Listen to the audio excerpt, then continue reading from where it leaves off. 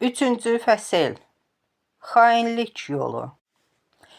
Böyük Vətən müharibəsindən 10 ildən artıq bir vaxt keçmişdi.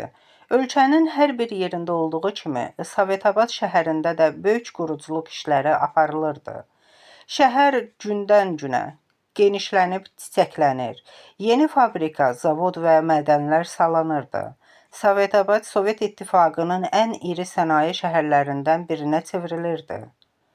Siyasi kəşfiyyat orqanının Sovetabad şəhəri ilə maraqlanması təsadüfi deyildi.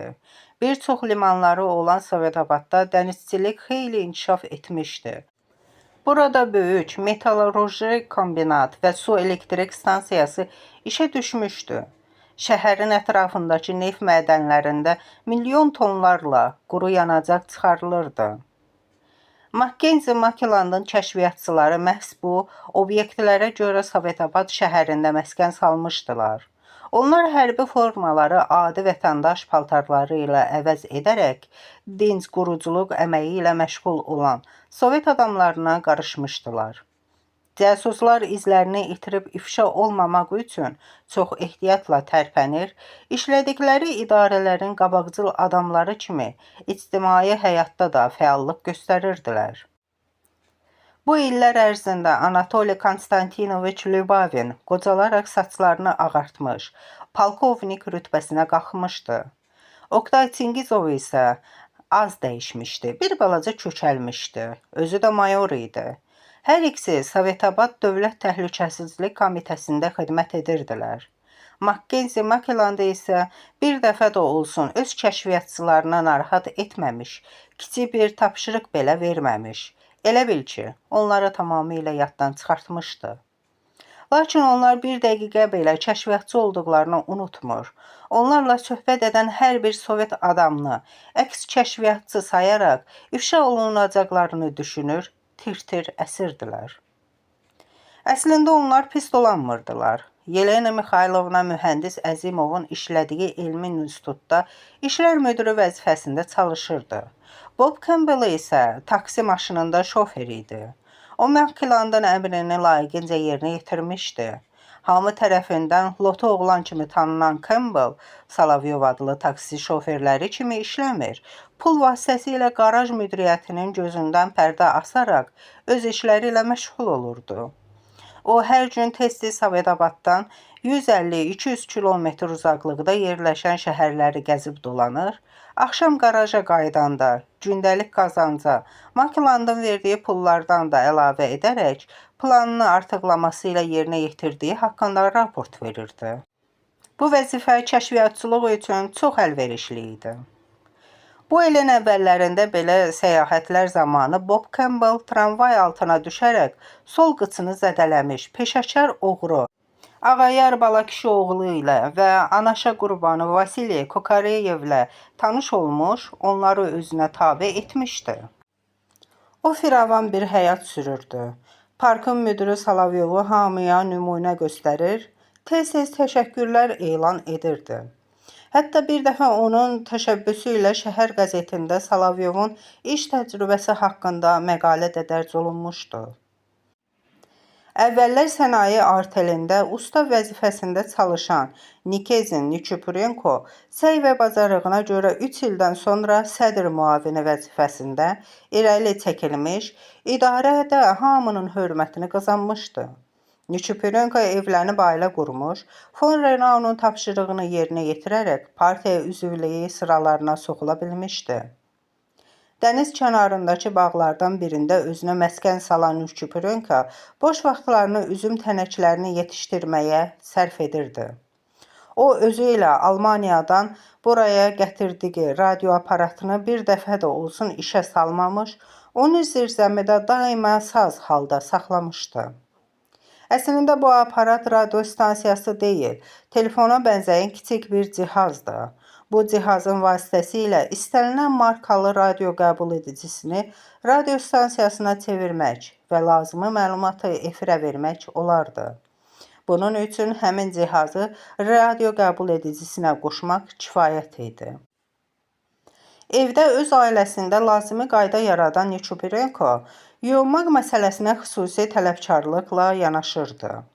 Hər həftənin bazar günü düz axşam saat 10-da Nichipurenko özü, bazar ertəsi isə həmin vaxtda onun arvadı hamama gedərdi. İndiyədək evdə yaradılan bu qayda bir dəfə də olsun pozulmamışdı.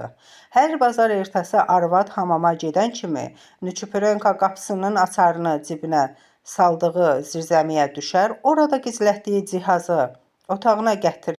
Onu rekord radio qəbul edicisinə qoşar və bu qayda ilə düzəldilən radio stansiyasının lazımi dalğaya tutuşduraraq 30 dəqiqə diqqətlə qulaq asar və o tərəfdən heç bir xəbər olmadığından həm təəccüblənərək, həm də sevinərək radio qəbul edicisini söndürər və xainlik yoluna düşdüyü günləri xatırlayardı. Onun familiyası nə Nikezin, nə də Nichipurenko idi. 26 il bundan əvvəl Ukraynanın Mariupol şəhərinin yaxınlığındakı Sartana kəndində naməlum şəxs kənd Soveti sədrini vəhşicəsinə öldürmüş və pullarını götürüb qaçmışdı. Deyirlər ki, bunu Sibirə sürgün edilmiş qolçomaq Yasenkonun oğlu Nikifor etmişdi.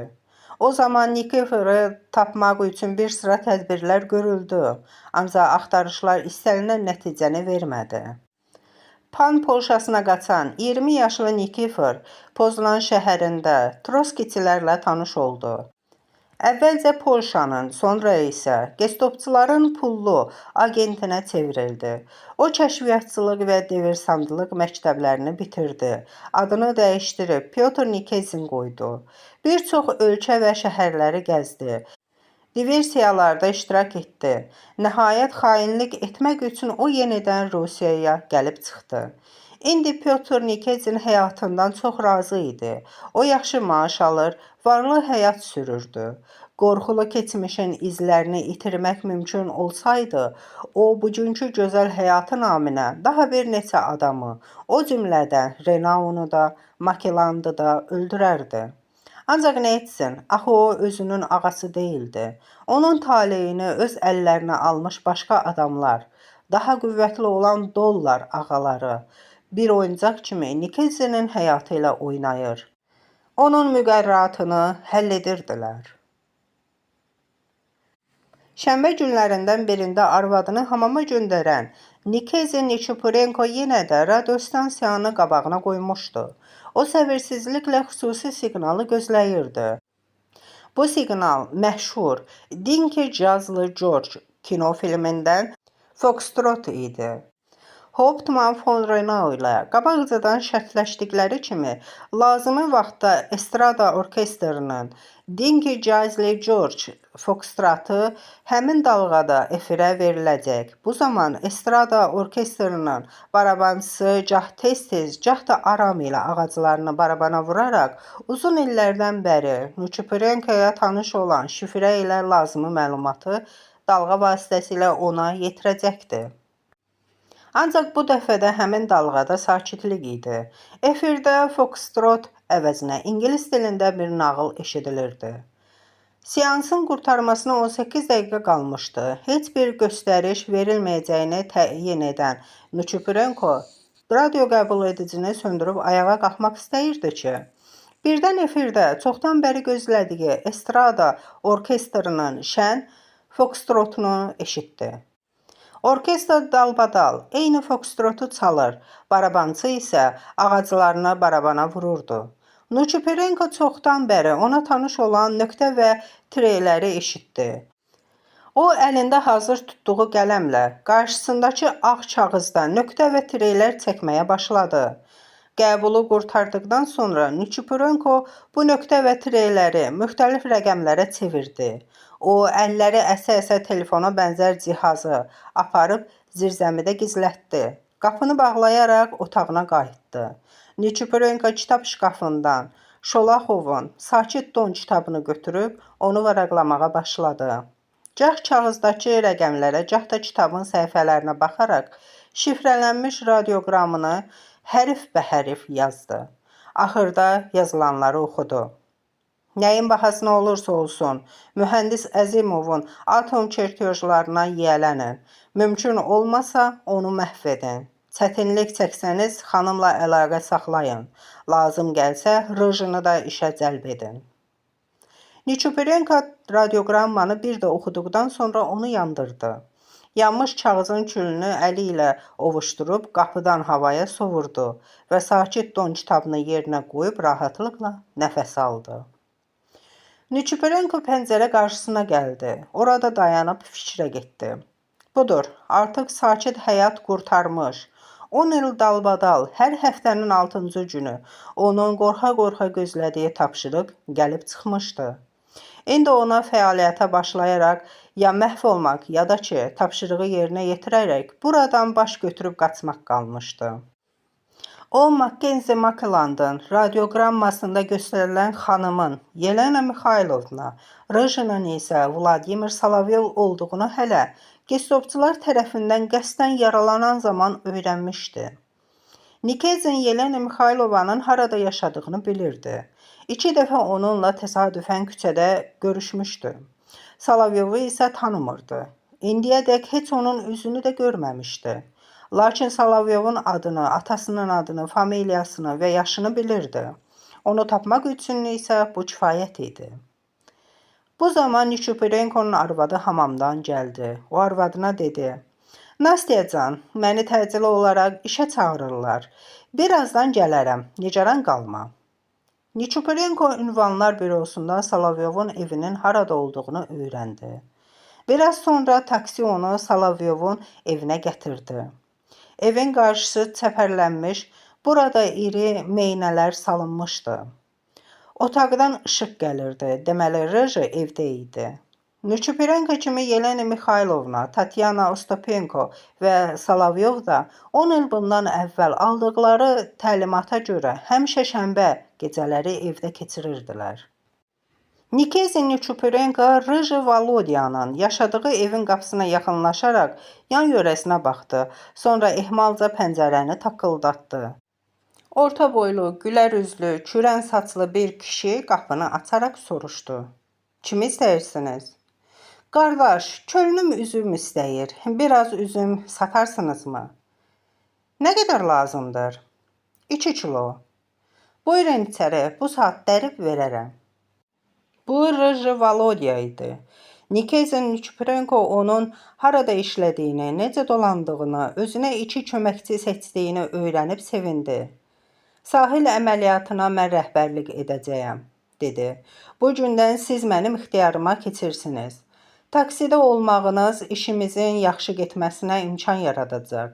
Sabah axşam gəlib radiostansiyanı məndən aparın. Bundan sonra aparatla siz işləyəcəksiniz. Onu taksidə yerləşdirin. Maşın bizə radio verilişlərin başqa yerlərdən aparılmasına kömək edər." Nikezin Niçupirenko bir qədər fikirləşdikdən sonra əlavə etdi. "Sahil əməliyyatında əsas məqsəd mühəndis Əzimovdur. Biz ya onun ixtirasını uğurlamalıyıq, ya da ki, onu öldürməyin nə xeyri var? Elmin indiki templərlə inkişaf dövründə bu və ya başqa ixtiranın qarşısını almaq çətin məsələdir. Gec-tez ağıllı adamlar, alimlər həmin ixtiranı həyata keçirəcəklər. Ancaq Əzimovu məhv etməklə onun ixtirasını ləngitmək olar." "Aydındır. Bir məsələ də var. Biz daha görüşməyəcəyik. Topladığınız bütün məlumatı Şoloxovun Sakit Don romanı vasitəsilə şifrələyin. O tayı radioqramlar da həmin şifr vasitəsilə verilməlidir. Sahildə Qara Qayanın yanındakı əncir ağaclarından 3-cüsünün içi boşdur. Gündüzlər o tərəflərdə adam çox olur, axşamlar isə sakitlikdir. Mənə verəcəyiniz məlumatı həmin boşluğa salın. Sizə çatacaq tapşırıqları da, pulları da oradan götürə bilərsiniz. Hələlik balerinaya əl dəyməyin. Lazım olsa radio verilişlərini aparmaq üçün 5 rekord qəbul edicisi alın. Bunları şəhərdən uzaq yerlərdə, meşələrdə gizlədin. İstənilən vaxt onlardan radiostansiya kimi istifadə edin." Elə həmin gecə Niçupirenko Yelena Mixaylovna ilə də görüşdü. Ona bacısı oğlu Gerasimdən salam yetirdi. Onun harada işlədiyini öyrənib sevindi. "Əzimov haqqında bizi hər şey maraqlandırır. Bunu yaddan çıxarmayın." Gündüzlər mən Əzimovla tez-tez görüşürəm. Onu nəzarət altına ala bilərəm. Axşamlar isə biz şəhərin müxtəlif tərəflərində oluruq. O yaşadığı tərəflərə keçə bilməzsinizmi? Onu yaşadığı evin qarşısındakı binada bir nəfər otağını dəyişdirmək, dənizə yaxın bir yerə köçmək istəyir.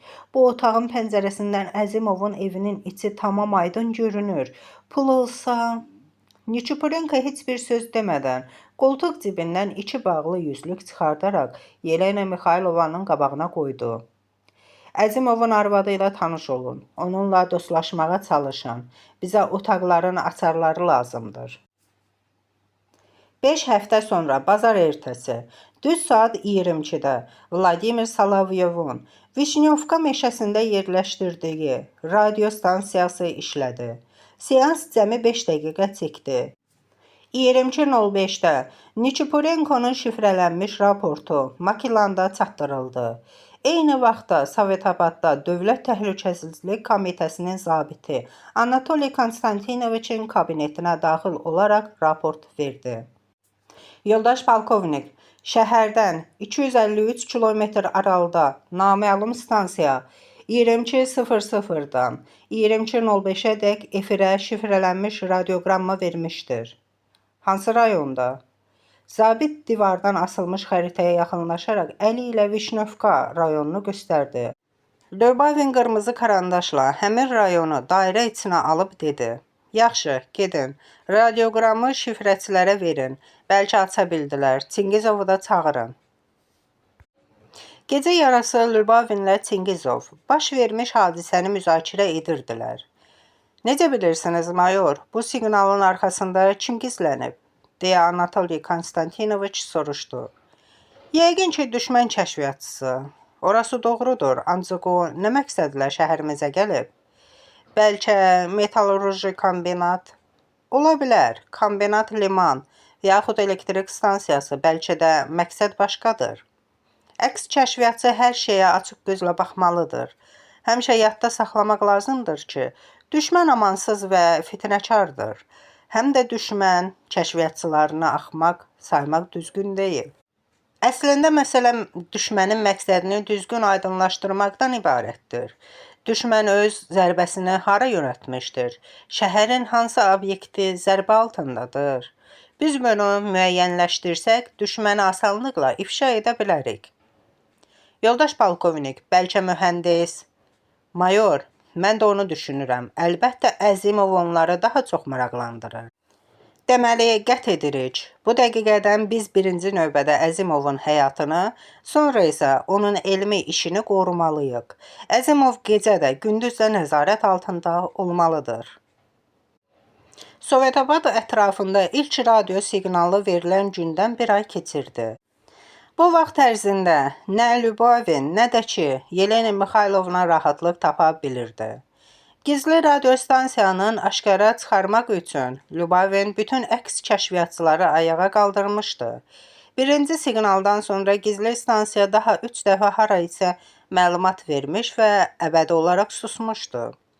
Polkovniki hər şeydən artıq düşündürən bu siqnalın müxtəlif yerlərdən, Sovetabaddan çox uzaqlardan verilməsi idi.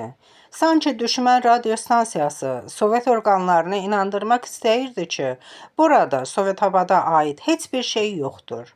Lubavin isə bütün bu siqnalların Sovetabad şəhəri ilə sıx əlaqədə olduğunu yaxşı başa düşürdü. Siqnal verilən yerlərdə axtarış tamam nəticəsiz qalmışdı. Radioçuları isə efirə buraxılmış radioqrammanın şifrəsini aça bilməmişdilər. İndi axşam qaranlıqda asta addımlarla şəhərin küçələri ilə gəzən Lubavin yenə də düşmən radiostansiyası haqqında düşünürdü. O yəqin etmişdi ki, bütün nöqtələrdən verilən radioqrammalar eyni stansiya tərəfindən efirə buraxılmışdır. Müxtəlif istiqamətlərdə yerləşən veriliş nöqtələri isə bir-birindən xeyli uzaq idi. Deməli, radiostansiya səyyar idi. Buradan belə bir nəticə çıxarmaq olardı ki, hər dəfə agent efirə məlumat vermək üçün ya motosikletdən, ya da avtomobildən istifadə edirdi. Nikiforenkonun tapşırığı ilə mənzilini dəyişərək mühəndis Əzimovun yaşadığı binanın qarşısındakı evə köçən Yelena Mixaylovanın təşvişə düşməsi də səbəbsiz deyildi. Həmişə ehtiyatla hərəkət etməyə alışmış Yelena Mixaylovna bir gün yaşadığı küçədəki evlərin müşahidə altında olduğunu aşkara çıxardı. Orada müxtəlif adamlar növbə ilə puskuda dururdular. Evdə yaşayanların heç biri bunu bilmirdi. Ancaq daima gözdə qulaqda olan Yelena Mixaylovanın aldatmaq çətin idi.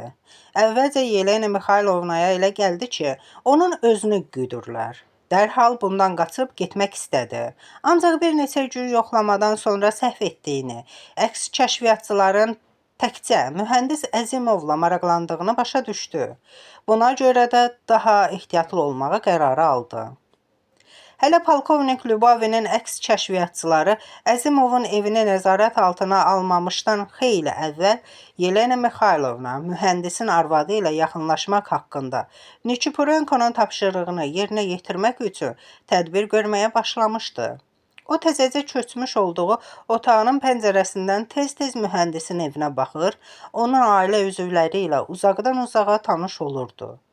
Bir neçə günlük müşahidədən sonra Yelena Mixaylovna Əzimovlar ailəsinin heç kiminlə əlaqə saxlamadığını, mühəndisin arvadının bütün boş vaxtını balaca oğlu ilə keçirdiyini, hər gün səhər saat 10 radələrində bazara getdiyini təyin etdi. Dırnaqarası xəstələnərək bir həftə evdə qalan Yelena Mixaylovna səhər mühəndisin arvadının əlində səbət evdən çıxdığını görüb onun dalına düşdü. Adamları təqib etməkdə çox təcrübəli olan Yelena Mixaylovna bazarda mühəndisin arvadı bir dəqiqə belə gözdən qoymadı. Zərifə Əzimova bazarda çoxlu şey aldı. Bir əlində səbəti, o bir əlində isə sumkasını tutaraq yavaş-yavaş evə tərəf gəlməyə başladı. Bazardan 50-60 metr uzaqlaşdıqdan sonra Yelena Mixaylovna cibindən bir dənə təzə üçlük çıxardıb yerə saldı və çox mülayim səslə arxadan mühəndisin arvadını səslədi. Ay bacı, pulunuzu saldınız. Deyə yerə əyildi və 3 manatlığı götürüb mühəndisin arvadına uzatdı. Çox sağ olun, minnətdaram. Mən heç pulu nə vaxt yerə saldığımı bilmədim. Deyə Zərifə Əzimova təşəkkür etdi və pulu alıb sumkasına qoydu. Onlar söhbət edə-edə öz küçələrinə gəldilər. Yelena Mixaylovna mühəndisin arvadına tanışlıq verdi. Elmlər Akademiyasının fizika institutunda işlədiyini bildirdi. Bu xəbərdən şadlanan Zərifə gülə-gülə dedi. Çox yaxşı, mən sizinlə tanış olduğuma sevindim. Mənim ərim də orada işləyir. Bəlkə tanıyırsınız, familiyası Əzimovdur. Elmi ixtiralarla məşğul olur. Doğrudanmı? Səlim qardaş sizin ərinizdir? Mən mühəndis Əzimovu yaxşı tanıyıram. İnsan adamdır. Sadə, təvəzzökar, qayğıkeş, mədəni, həm də çox istedadlı bir kişidir. Ərinin bu qədər təriflənməsi Zərifəni sevindirdi. Yelena Mixaylovna mühəndisin arvadı ilə xudafizləşərkən birdən əlini ürəyinin üstünə qoyub qaşlarını düyünlədi. Tövşüməyə, ağır-ağır nəfəs almağa başladı. Baş gicələnməsindən şikayətlənərək qapıya söykəndi və zəif səslə Zərifə xanım, halım xarabdır, sizdən xahiş edirəm, yuxarı çıxmağa mənə kömək edin. Yenicə tanış olduğu bu mərhəmətli qadının birdən-birə xəstələnməsindən narahat olan Zərifə Əzimova heç bir söz demədən Yelena Mixaylovanın qoltuğuna girdi. Onu pilləkənlərlə yavaş-yavaş yuxarı qaldırıb evinə apardı. Onları içəri girən kimi Yelena Mixaylovna divanın üstünə uzandı. Bir qədər uf elədikdən sonra astadan Zərifə xanım, sizə bir əziyyət də verəcəyəm. Zəhmət olmasa tindəki aptekdən mənə pişikotu damcısı alın, dedi və əlində hazır tutduğu 5 manatlığı mühəndisin arvadına uzatdı. Arxayın olun Yelena Mixaylovna, bu saat alıb gəlirəm. Deyə daima adamlara qayğı ilə yanaşmağa alışmış Zərifə sumkasını pəncərəyə qoydu və dərhal aşağı düşdü. Yelena Mixaylovnaya da elə bu lazım idi. Onun kələyi baş tutmuşdu. Zərifə Əzimova gedən kimi Yelena Mixaylovna yerindən sıçradı, istehzalı bir gülüşlə pəncərəyə yaxınlaşdı. Tez Zərifənin sumkasını açaraq mühəndisin evinin açarlarını tapdı. Açarların hər iki tərəfini bir-birinin ardınca ayrı-ayrı plastinlərə basdı. Xəmir kimi yoğrulmuş plastinlərin üstündə açarların izləri qaldı. Bu iş 3 dəqiqədən artıq çəkmədi. Yelena Mixaylovna açarları səliqə ilə silərək öz yerinə qoydu. Plastinləri gizlətdi və dərhal divanın üstündə uzandı. Təzədən ufuldamağa başladı. Elə bu vaxt pilləkənlərdə Zərifənin ayaq səsləri eşidildi. Zərifə Əzimova otağa girdi. Cəld su gətirib 15 damcı stəkana tökdü və dırnaqarası xəstə qadına içirtdi. Bir qədər Yelena Mixaylovanın yanında əyləşdi. Yaşayışından, oğlundan söhbət saldı. Ərinin çox işlədiyini bildirdi. Sonra qonşu qadının halından nisbətən yaxşılaşmanı görüb üzr istədi. Nahar hazırlamalı olduğunu bildirdi və gəlib xəstəyə deyəcəyinə söz verərək çıxıb getdi. Mühəndisin arvadı gedən kimi Yelena Mixaylovna yerindən sıçradı. Zərifənin axmaq qadın adlandırıb qəhqəhə ilə güldü. Plastinləri səliqə ilə kağıza büküb sumkasına qoydu və üstünü qəzetlə örtdü. Sonra Əzimovun mənzilinə tərəf baxdı. Zərifənin öz otağında gəzdiyini görüb dərhal aşağı düşdü. Yan yörəsinə göz gəzdirərək heç bir şübhəli görməyib, dənizkənarı parka sarı addımladı. Yolda Yelena Mixaylovna daha bir-iki dəfə dönüb dala baxdı. Təqib edilmədiyinə əmin olub küçənin tinindəki telefon budkasına girdi. Əlində hazır tutduğu 15 qəpikliyi avtomata salıb zəng vurdu. Spravaçına, mənə üzüm safxozunun telefonunu verin. Telefonda kiminsə həyəcanlı səsi eşidildi. Bacı, səhv edirsiniz, bura arteldir. Bəy, mənə safxoz lazımdır. Moskvaya üzüm göndərmək istəyirəm. Səhərdən 9 dəfə zəng vurmuşam. Bir dəfə də safxozu ala bilməmişəm. Bəs mən nə edim? Darıxma ay bacı, bir dəfə də zəng çal. Baş tutmasa buradan birbaşa kolxoz bazarına get. Üzümü də oradan al. Daha bizi narahat etmə. Telefonda Yelena Mixaylovnaya cavab verən metalçı artelinin sədr müavini Nikezin Nichipurenko idi. O telefonun dəstəyini yerə qoyan kimi sevincək qalxdı. Avtomobilə minib mərkəzi kolxoz bazarına getdi. Bir neçə dəqiqədən sonra Yelena Mixaylovna da buraya gəldi. O bazarın yanında, trolleybus stansiyasında durmuş, Nikezin Nichipurenko'nun yanından keçərək Sovet ordusu parkına tərəf addımladı. Artelin sədr müavini onun dalına düşdü. Onlar parka çatanda Nikezin Nichipurenko cibindən bir ayna çıxardıb baxdı. Daldan adam gəlib gəlmədiyini yoxladı. Ətrafda sakitlik olduğunu görüb Yelena Mixaylovnaya yaxınlaşdı. Salam verib soruşdu. Hə, nə oldu Yelena Mixaylovna? Spravaçınadan safxozun nömrəsini öyrənə bildinmi? Əlbəttə ki, öyrənə bilməsəydim, buralara gəlib çıxa bilməzdim. Yaxşı, de görək nə xəbərlə gəlmisən? Danışığından belə başa düşdüm ki, şad xəbər gətirmisən. Siz məni hələ yaxşı tanımırsınız. Mən hələ heç bir vaxt pis xəbər gətirməmişəm. Biraz bundan əvvəl mən mühəndisin evinin açarlarının ölçüsünü əldə etdim. Hansı yolla? Mühəndisin arvadı bizə gəlmişdi. Qapısını bağlayıb açarlarını da özü ilə gətirmişdi. Yox əşi, sən nə ağıllı arvadsan, doğrudan da deyəsən, sənin tayın bərabərin yoxdur. Axır ki, mühəndisin arvadı ilə tanış oldun, hə? Bəli, tanış oldum. Bəs ölçülər hardadır, gətirmisən? Bəli, sumkamdadır. Təşəkkür edirəm, sənin çox bacarıqlı və istedadlı işçi olduğunu mən elə lap bu gün o taya xəbər verərəm. Ondan mənə nə xeyir, yaxşısı budur ki, siz mənə nə qədər pul gətirdiyinizdən xəbər verin. İndi yanımda pul yoxdur, sonra verərəm. Ancaq sənin işin bununla bitmir. Gərək sən mütləq seyfin açarlarını da əldə edəsən. Mən bunu nə təhər edim? Bu asan iş deyildir. Gərək 3-4 günlükə özünü yenə də naxoşluğa vurub Əzimovun mənzilini güdəsən. Evdə adam olmayanda kabinetə girib seyfin açarının ölçüsünü öyrənəsən. Bəs mən mühəndisin evinə necə girim? Mən gətirdiyim plastinlərdən 3-4 açar düzəldərəm. Birini də sənə verərəm. Oldu, razıyam, cənab Rais. Bəs mən bu plastinləri sizə necə verim? Bundan asan nə var ki? Bu dəqiqə parkdakı skamyaların birinin üstündə əyləşərik. Siz üzr istəyib 5 dəqiqəliyə çıxıb gedərsiniz. Dalısını isə siz bilməsəniz də olar. Arxayın olun, hər şey dediyiniz kimi edərəm. Ancaq bir iş məni çox düşündürür. Mən seyfin açarının ölçüsünü necə öyrənim? Bu işdə təcrübəm yoxdur. Əgər seyfin içərisində plastilin salsam onun izi qalmazmı? Əlbəttə qalar. Buna qətiyyən yol vermək olmaz. Siz əvvəlcə seyfin markasını və ölçüsünü öyrənin. Hansı zavod tərəfindən buraxıldığını aşkara çıxarın. Açar deşiyinin şəklini çəkin və deşiyin dərinliyini ölçün. Bunları edə bilsəniz, hər şey düzələr. Deməli, bununla mənim vəzifəm bitir? Bəli, ancaq ikicə asan iş qalır. O nə işdir? Birincisi odur ki, siz gərək hazırladığınız açarın mühəndisin seyfinə düşüb-düşmədiyini də yoxlayasınız.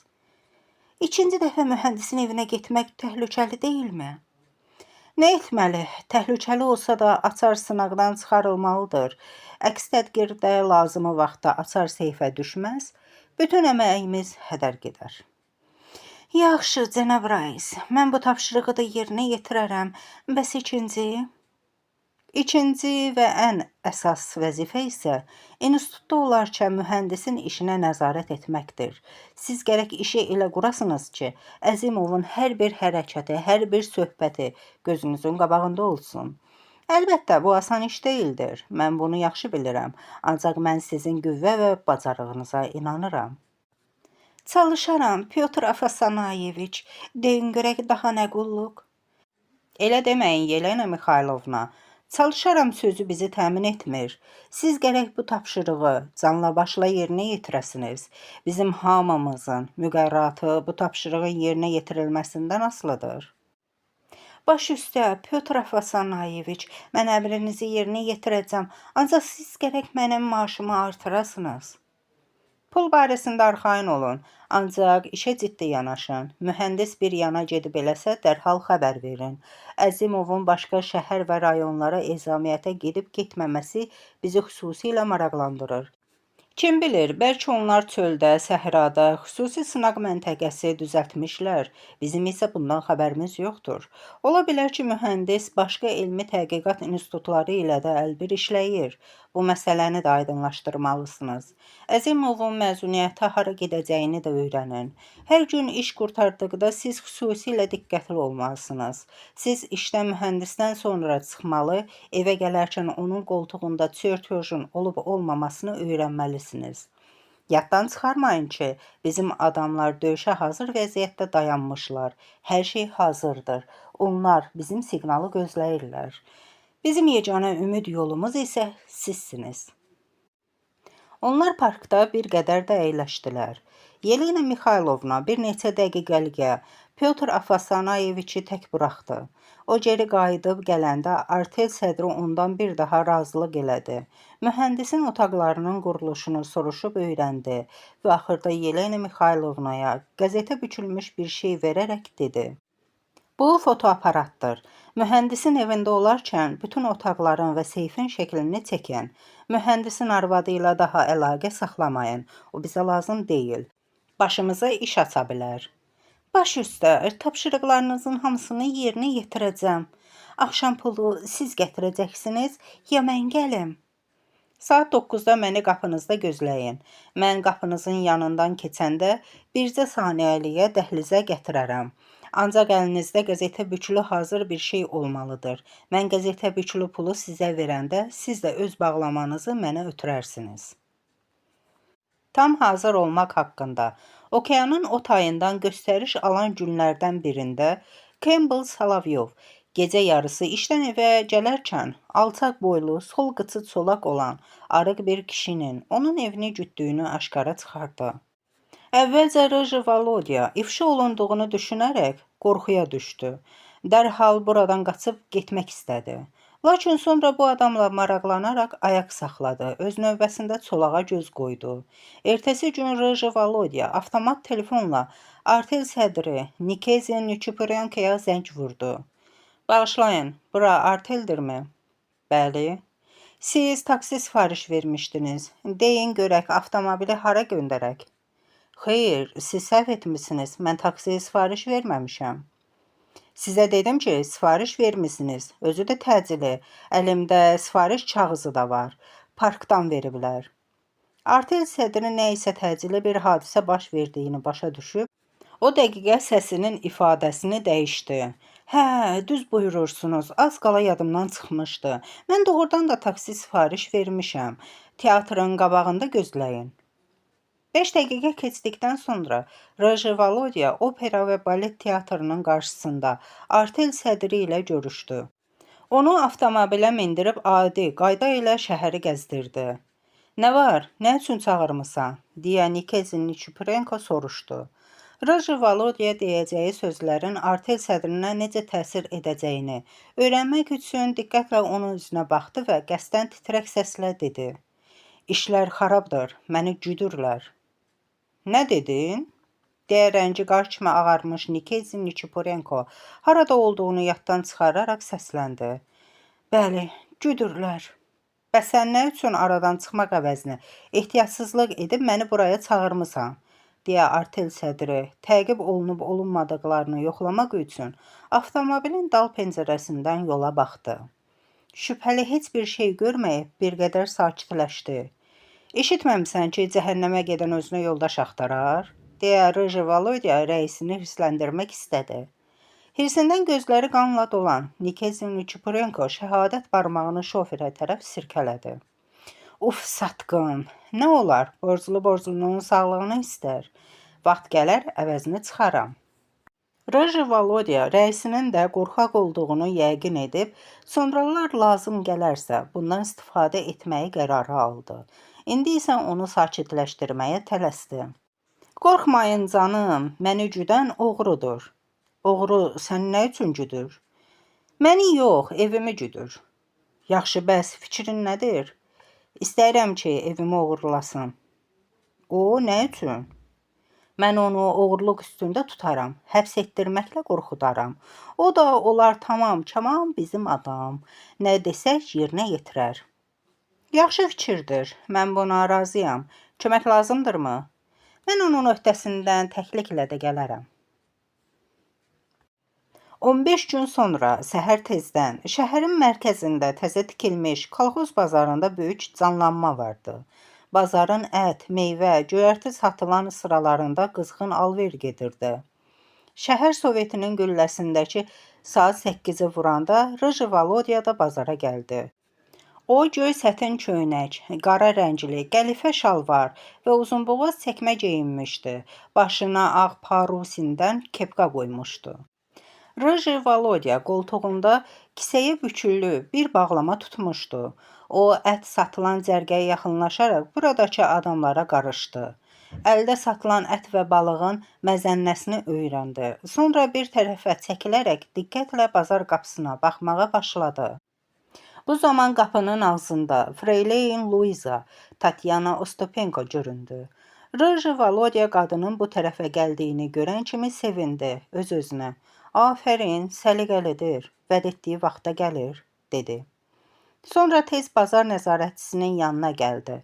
Ona 10 manat uzadaraq, bura bax, bacıoğlu, mən balıqçıyam. Bugün dənizdən 3-4 dənə balıq tutmuşam.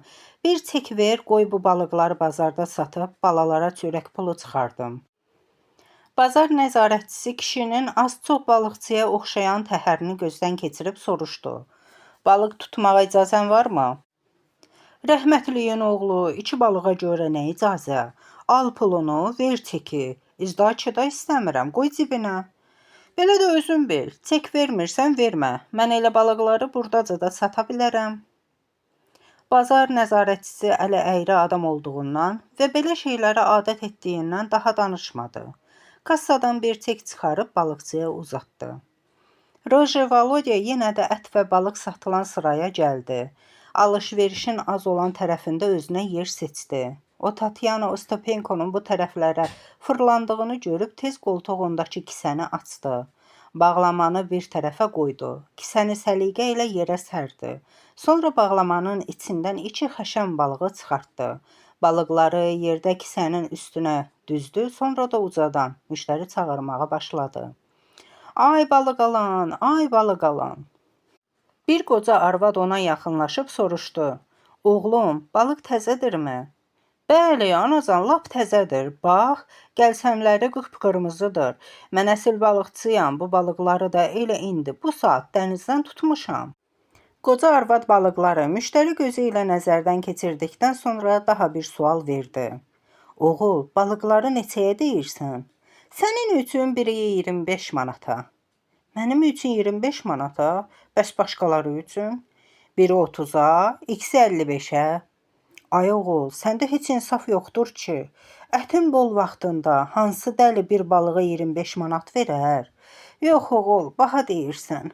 Mən bu balığın birinə 15 manat verə bilərəm. O da ki, qızımın xətirinə 2 gündür çölünü balıq istəyir. Yoxsa başıma at təppəyib ki, yayın bu cırhacırında balıq alım. Ay xala, daha niyə deyinirsən? Mən aşağı qiymətə sata bilmərəm. İstəyirsən al, istəmirsən xoş getdin. Keç bir tərəfə, müştərilərin qabağını kəsmə. Qoy malımı satım. Yaxşı ay oğul, qoy 18 manat olsun. Ay xala, daha bu alver olmadı ki. Qoymazsan malımızı satıb buradan rədd olaq. Ağzımda sənə dedim ki, bir qəpik də aşağı olmaz. Bu zaman Rıj Volodyanın gözlədiyi qəşəng qadın da gəlib çıxdı. O tək deyildi. Yanında topçulara məxsus polkovnik paqonu taxmış bir hərbi qulluqçu da var idi. Onlar qoca arvadla balıq alverçisinin söhbətinin uzandığını görüb irəli gəldilər. Qəşəng qadın polkovnikə müraciətlə dedi. Nikolay Aleksandroviç, gəlin bu xəşəmlərdən birini alıb evə aparaq. Axşam siz də bizə qonaq gəlin. Yaxşı bir kef məclisi düzəldək. Soyuducuda da yaxşı pivəmiz də var. Tanyacan, siz çox qəribə bir adamsınız. Ancaq inciməyin. Heç ilin bu vaxtında belə istidə balıq yeyərlər. Yaxşısı budur ki, gəlin balıq əvəzinə təzə ət alaq. Dəniz kənarına gedək, orada əntiqə bir kabab düzəldək.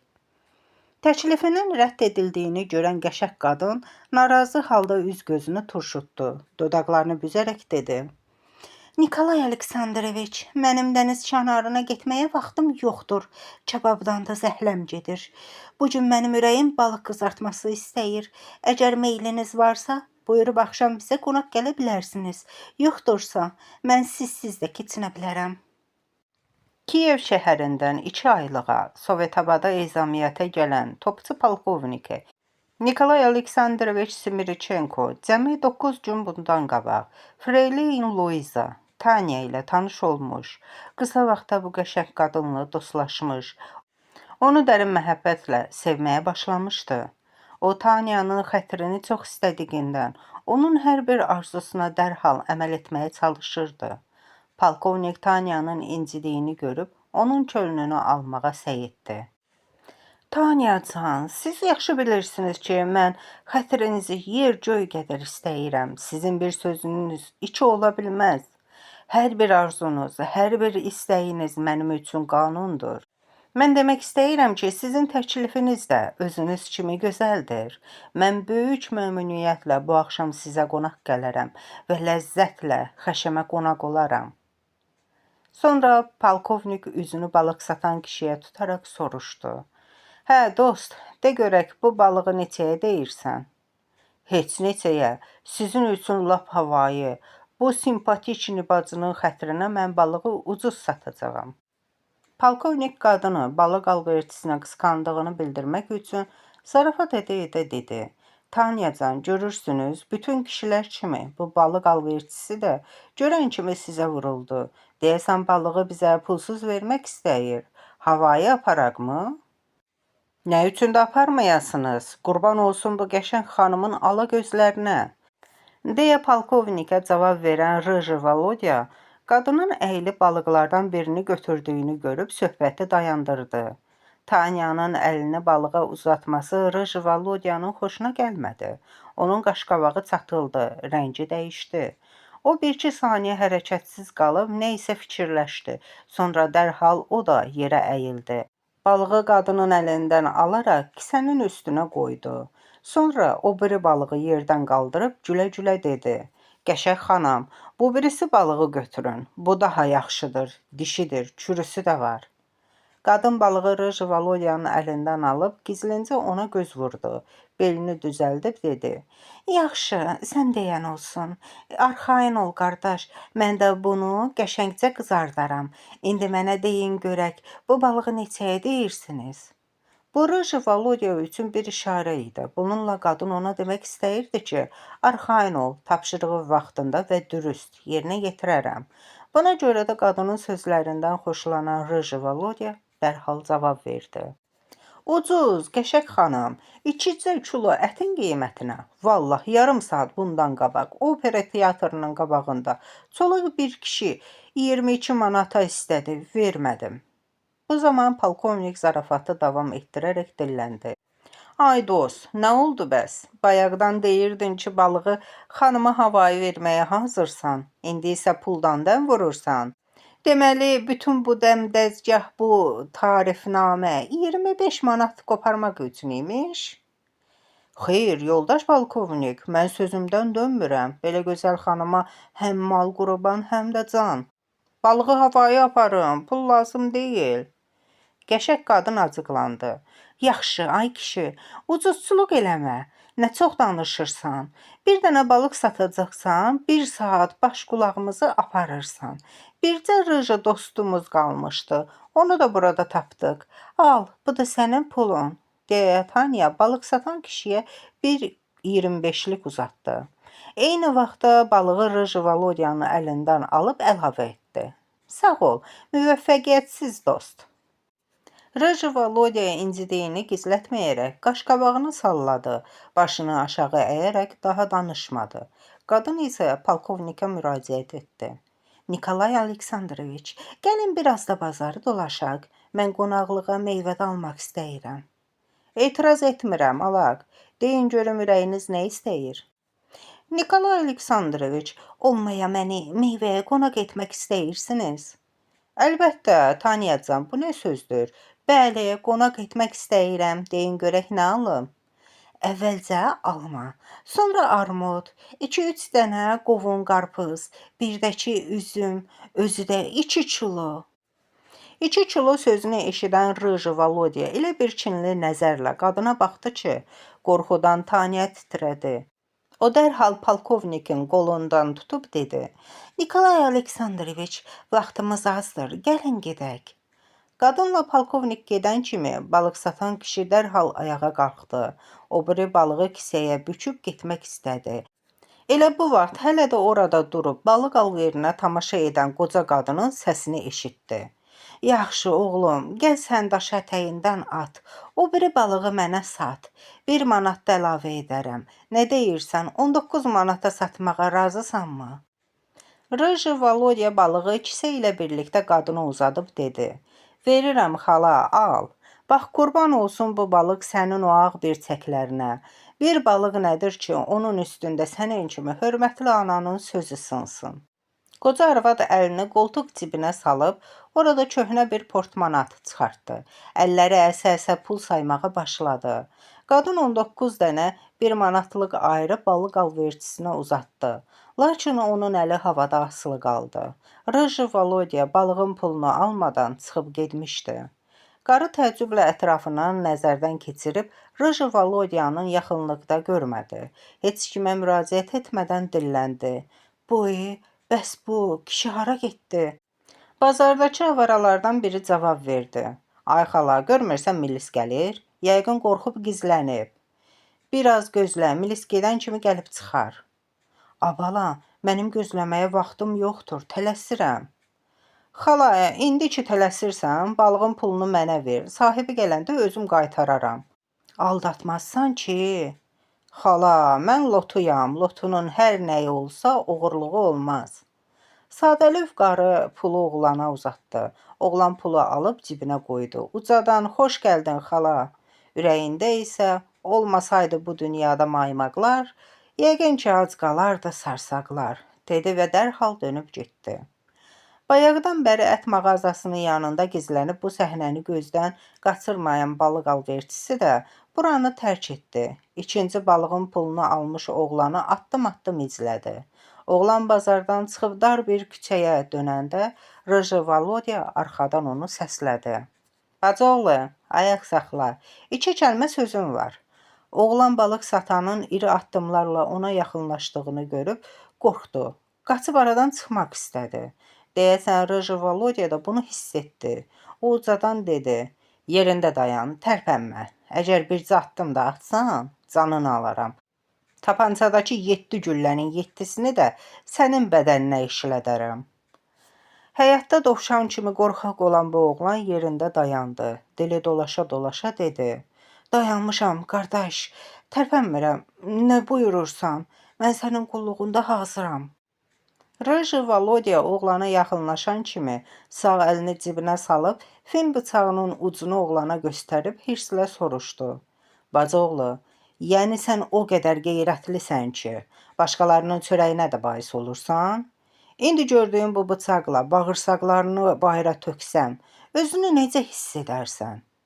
Bağışla, qardaş, mən elə bildim ki, sən çıxıb getmisən. Ona görə dedim, heyifdir, batmasın. Rıjı Volodya oğlanı yamsıladı. Dedim, heyifdir, batmasın, sən qələt elədin. Üzr istəyirəm, taksırımdan keç, bir də belə qələt eləmərəm. Al, bu da sənin pulun, deyə hələ də özünə gəlməyən oğlan, bayaq qaradan aldığı manatlıqları titrəyə-titrəyə balıq alverçisinə uzatdı. Rıjı Volodya bir qədər yumuşaqlıq edərək dedi. Yaxşı, yaxşı, bu dəfə taksırından keçərəm. Bir də belə iş tutsan, məndən incimə. Mən dost yolunda canımdan, varımdan keçən oğlanam. Ancaq oğurluğa, xəyanətə dözə bilmirəm. Bunu yadda saxla.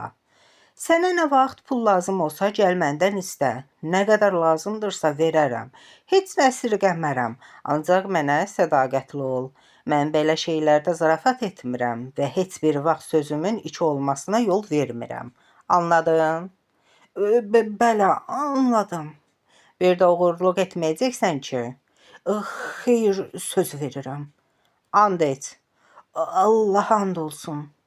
Yox dostum, belə and içmək məni təmin etmir. Allahdan sənə nə? O ki sənin xeyrinə, şərinə qalan deyildir.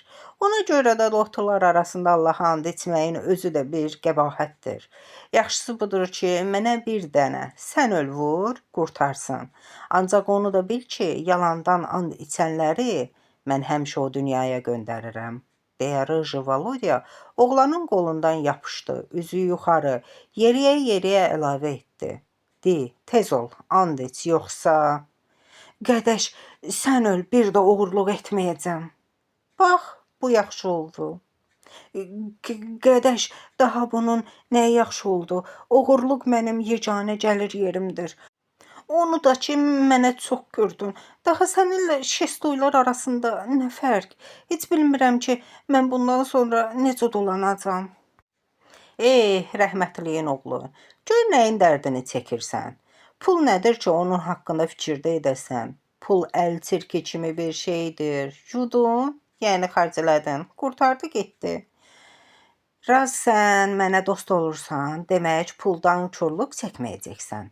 Oğurluq məsələsinə gəldikdə isə bircə onu sənə demək istəyirəm ki, adam qaz vurub qazan doldurar.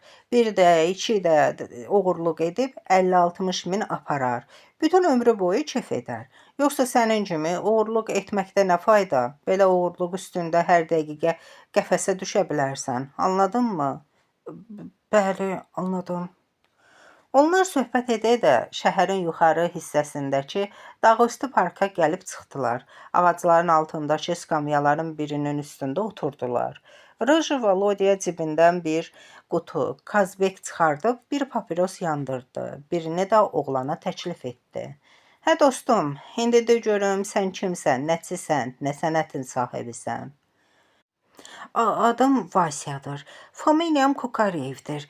Yaxşı geyindiyimə görə bəzi axmaq adamlar məni Stil Vasya deyə çağırırlar. Ancaq mənim bundan acığım gəlir. Neçə yaşın var? 23-24-ə keçmişəm. Yaxşı, de görüm sən hansı məktəbə qulluq edirsən? Bağışlayın, sualınızı başa düşmədim. Deyirəm ki, sən nə ilə məşğulsan? Oxuyursan ya işləyirsən? Tələbəyəm, institutda oxuyuram. Hansında? Xaricdə. Bəs fakültə? İngilis. İngilis sözünü eşidən Rıj Volodya bir qədər sevinən kimi oldu. Söhbəti dayandıraraq oğlanı diqqətlə süzdü. Gözlənilmədən ingilis dilində soruşdu. Yaxşı, yaxşı, çox yaxşı. Siz ingiliscə başa düşürsünüz? Bəli, başa düşürəm. Siz ingilis dilini neçə ildə öyrəndiniz? 2 il. Rıj Volodya nəsə fikirləşib daha ingilis dilində danışmadı. Araya sükut çökdü. Bu sükutu oğlan pozdu. Özü də ingilis dilində. Siz də ingilis dilini bilirsiniz? Bəli, öyrənmək lazım gəlmişdi. Deyə Rıj Volodya da ingilis dilində cavab verib, söhbəti daha uzanacağını görüb söhbəti dəyişdi. Afərin, sən deyəsən ağıllı oğlana oxşayırsan. Bəs tələbə də oğurluq edərmi? Nə edim, əlim öyrəşmişdir. Bəzən görürsən ki, adamın pula heç bir ehtiyacı olmur, ancaq yenə də əli dinc durmur. Sənə teşkin oğurluq edir. Demək, adət etmisən. Bəli, əlim öyrəşmişdir. Cibgirliyi sevirəm. Yaxşı, de görüm, qohum qardaşın varmı? Əlbəttə ki var. Atam da, anam da sağdır. Bəs onlar nə sənətin sahibidirlər? Anam evdar qadındır. Atam isə kimya sahələri doktorudur. Tibb institutunda dərs deyir. Bura bax, Vasya, sənin həyatın məni çox maraqlandırır. Demək, atam professordur. Bala isə oğru? Bu qəribə işdir, ancaq mən bircə şeyi başa düşmürəm. Nəyi? Heç atası professor olan adam puldan çorluq çəkər? Mənim atam professor olsaydı, heç yerdə işləməzdim. Gecə-gündüz yeyib içər, kef edərdim. Elə mən də sən deyən kimi edirdim. Edirdin ya edirsən? Edirdim. İndi isə qəpiyə güllə atıram. Bəs belə, nə üçün? Atan kasıblaşıb? Xeyr, əksinə, indi daha çox qazanır. Bəs nə üçün sən pulsuzsan? Ona görə ki, atam mənim tez-tez kef məclisi düzəltdiyimi, içki içdiyimi, qumar oynadığımı öyrənib bildi. Daha mənə pul vermədi. Sən də pulsuz yaşamağa adət etmədiyindən əvvəlcə biraz çorluq çəkdin, sonra davam gətirməyib oğurluğa başladın. İlk günlər evdən daşıdın, bu məsələnin üstü açılanda qonşulara keçdin, axırda isə cibgirlik yoluna düşdün, eləmi? Oğru oğlan təəccüblə Rıj Volodyaya baxdı. Sonra nədənsə qorxaraq soruşdu. Sən bunları haradan bilirsən? Dediklərinin hamısı doğrudur. Elə bil ki, sən mənim yerimdə olmusan. Hər şeyi öz gözlərinlə görmüsən. Bəlkə sən də şestoylardansan. Məni aldadıb söz almağa istəyirsən? Bura bax, Vasya, axmaqlama. Mən də sənin kimi bir lotu oğlanam. Bizim aramızdakı fərq ondadır ki, mən ildə 1-2 dəfə işləyirəm. Özümü 3-4 ilə təmin edirəm. Sən isə qəpik quruş dalınca qaçırsan. Sənin tərcümə halını ona görə yaxşı bilirəm ki, özüm də bu cür həyat keçmişəm. Bir çox belə adamlarla oturub durmuşam, dostluq etmişəm. İndi gəl gedək aşxanaya. Biraz çörək yeyər, dərdləşək. Sən mənə öz həyatını danış, peşman olmazsan. Mən səni uçurumdan dartıb çıxararam. Qardaş, birini bilirsən, birini yox. Mən nəyi bilmirəm? Həyatın qanunu. Həyatın qanunu nədir? Həyatın qanunu puldur, pul. Məni isə yalnız pul uçurumdan çıxara bilər. Əgər pulun varsa, sən mənə kömək edə bilərsən. Yoxdursa, dostluğumuz tutmaz. Mən sənin üçün pul taparam, oğlan. Dur gedək. Aşxana mənim canım ciyərimdir. Həmişə ora canla başla gedərəm. Ancaq bir şey məni fikirləşdirir. Sən mənim tərcümə halımı öyrəndin.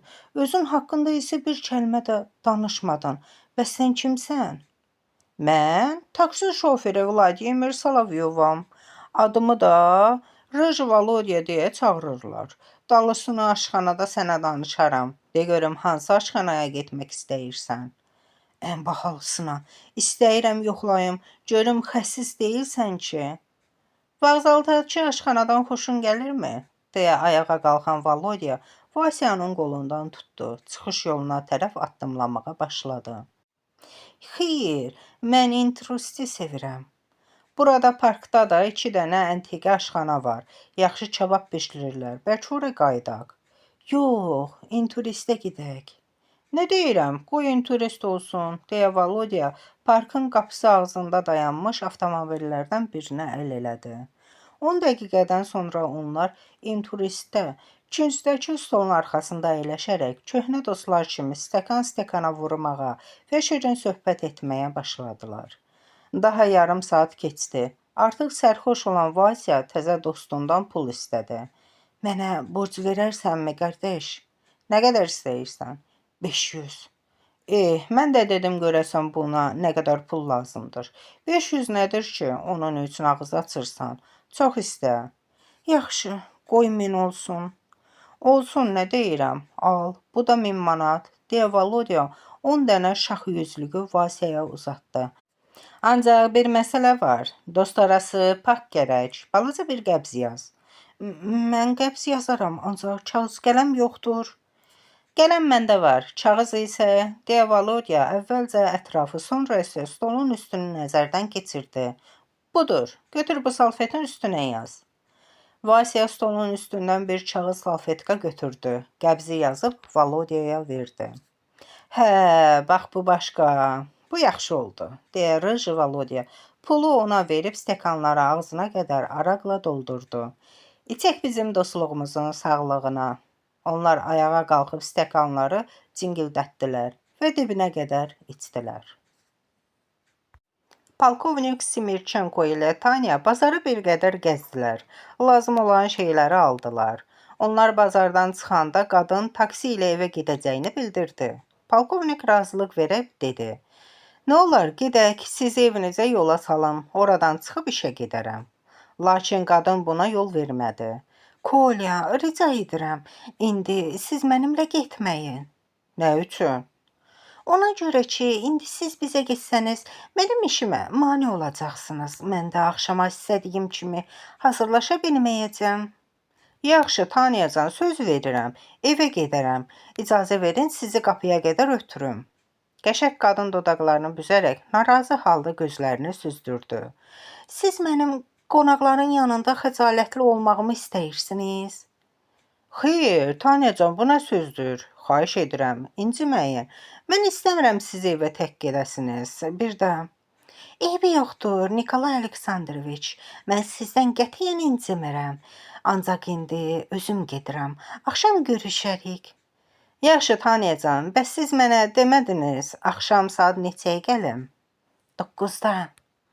Yaxşı, Tanyacan, mən düz saat 9-da sizin yanınızdayım. Ancaq bir daha demək istəyirəm ki, mən sizi dərin bir məhəbbətlə sevirəm. Bir dəqiqə belə sizi unuda bilmirəm. Tanyacan, əzizim, bircə sözüm var. Tanya onun sözünü ağzında qoydu və bu söhbətdən narazı olduğunu bildirdi. Nikolay Aleksandroviç, biz yaşlı adamlarıq. Bura elə söhbətlərin yeri deyil. Bu barədə evdə danışarıq. İndi deyin görüm nə soruşmaq istəyirdiniz? Tanyacan, siz dediniz ki, qonaqların yanında xəcalətli olmaq istəmirsiniz. Mən başa düşmədim. Yəni bu gün sizə başqa adam da qonaq gələcək? Xeyr, bizə başqa adam gəlməyəcək. Bəs onda nə üçün siz qonaq deyil, qonaqlar dediniz? Nikolay Aleksandroviç, bu nədir? Siz məni qısqanırsınız? Doğrusunu bilmək istəyirsiniz? Bəli, doğrusunu. Tanyacan, mən heç kimdən utanıb çəkinmirəm. Bu sözləri hər yerdə, hamının yanında deyə bilərəm. Ailəli olmağıma baxmayaraq, mən sizi ürəkdən sevirəm. Buna görə də sizi insanlarla bərabər, cansız şeylərə də, yerə də, göyə də, yaşadığınız evə də, geyindiyiniz bu qəşəng paltarlara da qısqanıram. Bu sözləri böyük çılğınlıqla deyən Nikolay Aleksandroviçin üzü qızarmış, məhəbbət eşqi ilə alışıb yanan gözləri bir nöqtəyə, Tanyanın üzünə dikilmişdi. Tanya polkovnikin yenidən qızışacağını görüb söhbəti dəyişdirməyə tələsdi. Nikolay Aleksandroviç, siz harada olduğunuzu yenə də unudursunuz. Axı biz tək deyilik. Bazarın qırağındayıq. Ətrafımızda yüzlərlə adam keçir. Biz onların diqqətini cəlb edirik. Çoxları bizə baxır. Siz isə lap uşaqlıq edirsiniz. Deyəsən bu günlər siz ikinci gənclik dövrünə qədəm qoyursunuz. Məncə cəmaatın diqqətini cəlb etməyin heç bir mənası yoxdur. Bu sizə də, mənə də zərər gətirər. Sağ olun, mən getdim. Bircə dəqiqə Tanya, axı siz əsl məsələni yenə də unutdunuz. Mənim sualıma cavab vermədiniz. Mən yazıq sualı eşitdim ki, ona da cavab verim. Niyə eşitmədiniz? Mən sizə gələcək qonaqlarla maraqlanırdım. Hə, onu deyirdiniz. O qədər başımı qatdınız ki, az qaldı adım da yadımdan çıxsın. Axşam bizə 2 nəfər qonaq gələcək. Biri hörmətli polkovnik Nikolay Aleksandroviç Smirchenko, biri isə... Mənim səbrimi tükəndirməyin, deyin görək ikincisi kimdir? İkincisi mənim doğma əmimdir, deyə Tanya gülə-gülə sol əlindəki yelpəyi yüngülcə Nikolay Aleksandroviçin üzünə toxundurdu. Sonra bazarın qabağında dayanmış taksiyə yaxınlaşdı. Qapısını açıb dal tərəfdə əyləşdi. Polkovniklə vidalaşıb şoferə əmr etdi. Tolstoy küçəsinə sür. Avtomobil yola düşən kimi Tanyanın üzünün ifadəsi dəyişdi. Bir qədər bundan əvvəl şənlikdən əsər əlamət belə qalmadı. Artıq onun gözəl üzü sərtləşmiş, qaşları çatılmışdı. Gözlərini şoferin peysərinə dikən Tatyana xəyala dalmışdı. Birdən onun bir-birinə sıxılmış dodaqları tərpəndi. Gözəl qadın öz-özünə danışaraq, Rıji, Volodya dedi ki, 2 kilo qəndin qiymətinə. Opera teatrının qabağında bir çolaq kişi 22 manat istədi.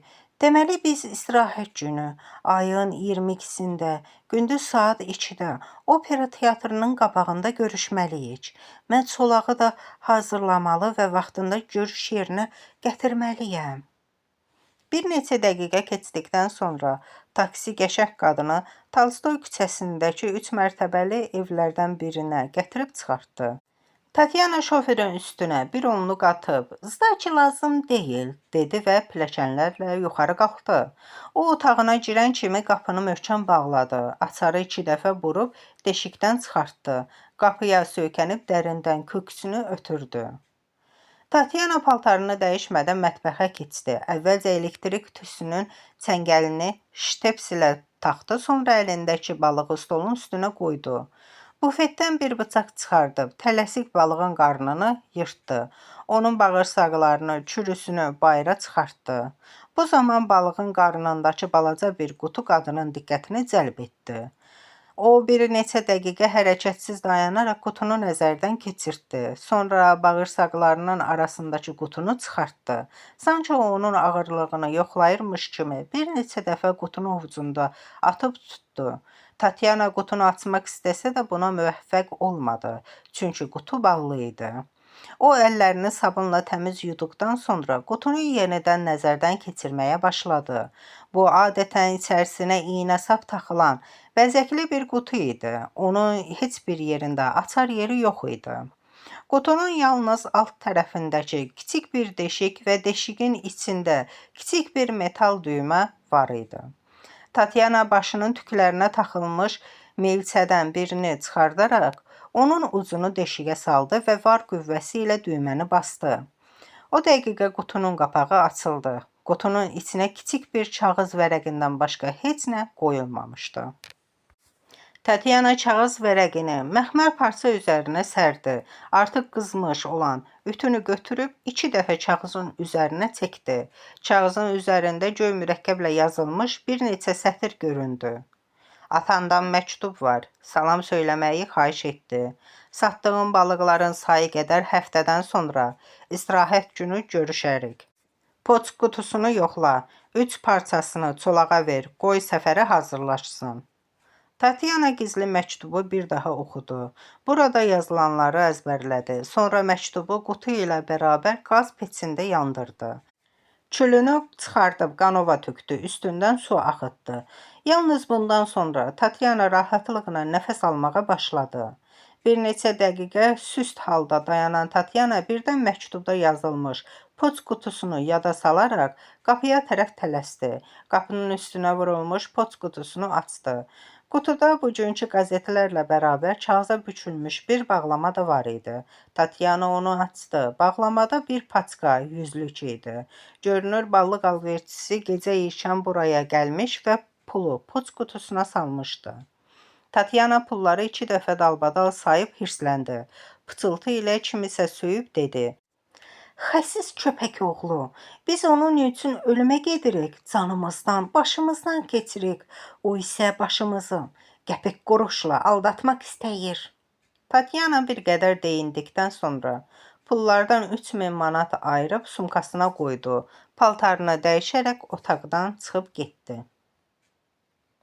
Sovetabaddan 35-40 kilometr aralı dənizin sahilində meyvə və üzüm bağları var.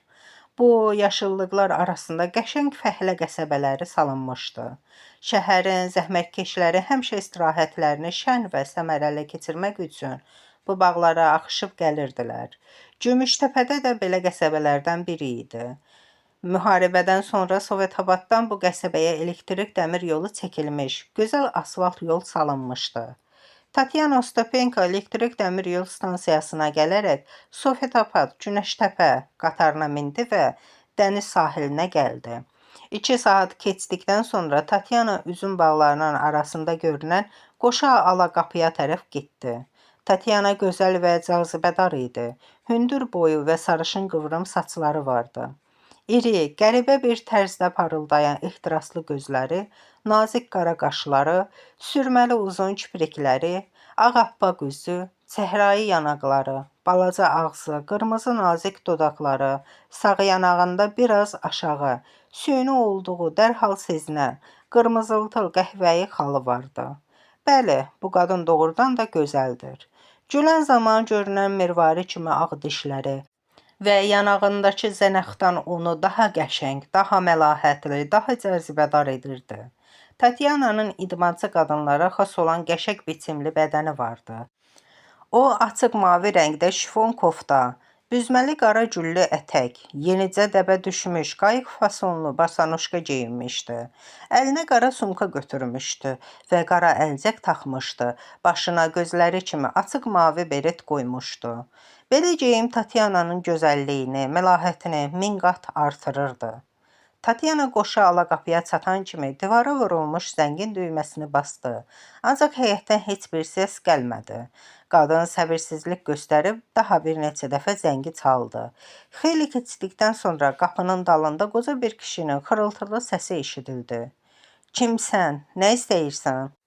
Əmi, küçədən keçənəm, könlüm üzüm istəyir, biraz üzüm satarsanmı? Mən alverçi deyiləm. Xətrin üzüm istəyirsə, bazara get. Daha xalqı narahat etmə. Əmi, mən təkrar edirəm. Mənə cəmi biraz üzüm lazımdır. Başa düşdünmü? Niyə başa düşmürəm, ay arvad? Başa düşürəm. Ancaq dedim ki, bura bazar deyil. Deyə, saçı saqqalı ağarmış qoca bir kişi axsaya-axsaya qapıya yaxınlaşdı. Bu, ağayar bala kişi oğlu idi. O, qapının deşiyindən qadını diqqətlə süzəndən sonra dərhal səsindəki acılıq ifadəsi dəyişib, mülayim səslə əvəz olundu. Xanım, sizsiniz, bağışlayın, tanımadım. Yoxsa qapını çoxdan açardım. Buyurun, buyurun içəri. Qapı açılan kimi Tatyana ətrafı ötəri gözdən keçirdi. Yaxınlıqda adam olmadığını yəqin edib dərhal içəri girdi. Qoca kişini əli ilə itələyib hirslə soruşdu. Axmaq kişi, sən nə çox çərənləyirsən? Artıq danışmaq nə lazımdır? Yaxşısı budur ki, tez parolunun cavabını ver. Sovetabada köçməzdən əvvəl bir neçə il İsmayıllı rayonunun Baskal kəndində yaşadığı üçün qoca kişi bu yerlərin adət və danışıq tərzlərini çox yaxşı öyrənmişdi. Buna görə də o adamı inandırmaq üçün Baskallılar kimi sağlığınızı görüm deyə and içir, tez-tez yerli yersiz öz danışığında həmin sözləri işlədirdi. Qoca kişi yenə də əzbər etdiyi sözləri işə salıb dedi. Sağlığınızı görüm xanım qız. Az qalmışdı ki, parolun cavabı yenə də yadımdan çıxsın. Hə, yadıma düşdü. Neçə kilo istəyirsiniz xanım? 2 kilo.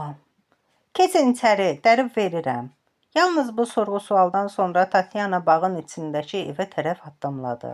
Qoca kişi isə dərhal küçəyə çıxdı. Sağa, sola boylanıb ətrafı nəzərdən keçirdi. Sonra qapını möhkəm bağlayıb qadının dalınca getdi. Qadın bağın içərisindəki üzüm meynələrindən düzəlmiş talvara gələrək kölgəlikdə əyləşdi. Əlini uzadıb meynələrdən iri bir salxım qara şanı dərdi. 3-4 gilənə qoparıb ağzına atdı. Qoca qadının yanına gəlib yenidən onu salamladı. Xoş gəlmisiniz, keyfiniz necədir? Hələ də hirsi soyumamış Tatyana üzünü küsəyən adamlar kimi yana çevirib dinmədi. Qoca qadının eşitmədiyini düşünüb bir daha Tatyananın keyfini xəbər aldı. Tatyana yumuşaldı, mülayim səslə cavab verdi. Sağ olun, yaxşıyam. Mənə görə qulluq, xanım qız, əmrinizi dinləyirəm. İtaətə görə sağ olun, ancaq mən səndən narazıyam. Nə üçün? Taksırım nədir? Sən gərək parolu heç bir vaxt yaddan çıxarmayasan, yoxsa işləri çorlarsan, həm özünü bada verərsən, həm də bizi. Bundan sonra çalış parola düzgün cavab ver, aydındırmı?